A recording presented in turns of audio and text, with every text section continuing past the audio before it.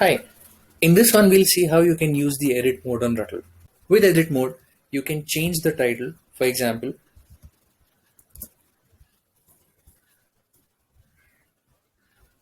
you can also move it to the left, right, top or bottom positions. So now I'm moving it a bit to the left using my keyboard arrow keys. To be precise, 20 pixels to the left, and now I'll even move it a bit to the top. To be precise, 15 pixels to the top. I want to shift this image to the right. So I'm just using my keyboard arrow keys and shifting this to the right.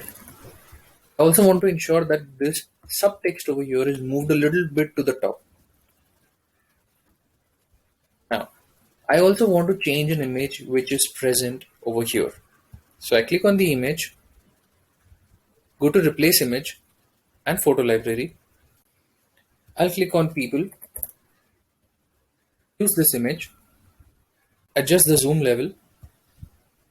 I'll also ensure that the opacity of this paragraph is reduced slightly, to be precise 70%.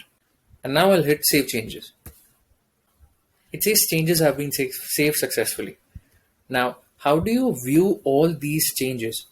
As you saw in the entire video, I have made multiple changes, moved sections along, made content changes, and even changed the image over here. You can see all of these in the activities panel. You can open each of these cards and see the exact change that I have done over here. When you hover on the card, it will take you to the exact position where the change has been made.